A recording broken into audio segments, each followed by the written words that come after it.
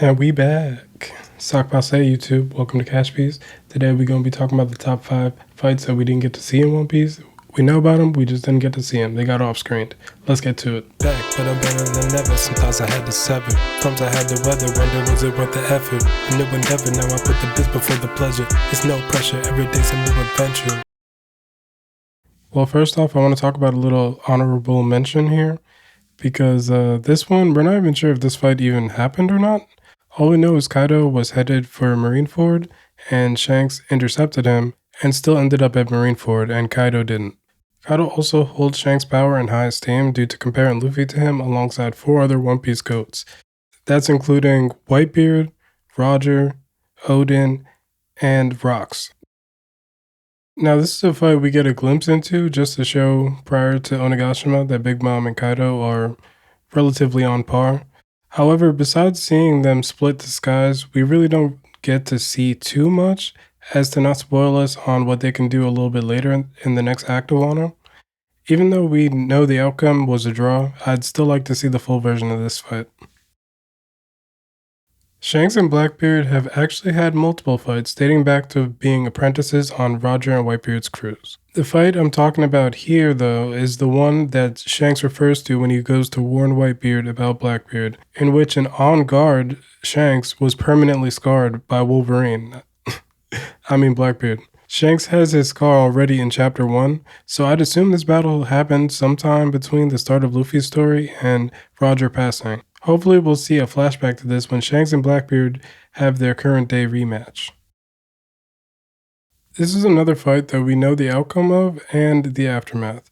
The fight happened during the 2-year time skip to decide who would become the fleet admiral. The Sengoku referred Aokiji, or the world government nominated Akainu. They fight for 10 days and Akainu eventually wins, but their fight changes the geography of Punk Hazard forever, potentially giving us some insight into what a Logia awakening may actually be like. After this fight, Akainu goes on to become the new fleet admiral, and Aokiji, now simply just known by his name as Kuzan, has decided to follow his justice in his own path. We don't really know what that exactly means just yet, because he's teamed up with Blackbeard, or in the current story, it looks like he is working underneath Blackbeard at this point as a Blackbeard pirate. So we really got to see what his motives are with doing that, whether he's a secret member of SWORD or a revolutionary or just fighting his own battle. So we kind of have to see where it goes from here.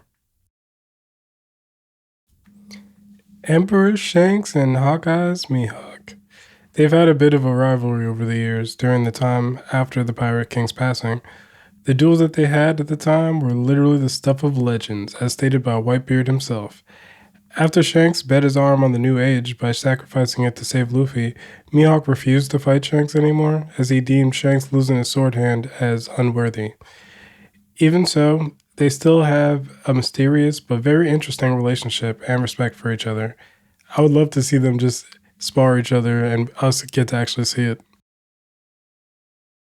Okay, the God Valley incident. Where do I start with this one?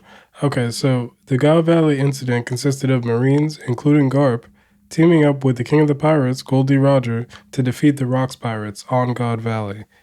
The Rocks Pirates was a legendary crew which involved Rocks himself, as well as Whitebeard, Big Mom, Kaido, as well as many others, and many other suspected people as well. So this seems more so like it was some kind of giant battle royale potentially, where celestial dragons are also involved as well as their slaves. Not too much has been revealed to this point, but if we were to take Sengoku at his word, this is likely one of the greatest battles we'll ever see in One Piece, if we do get to see it.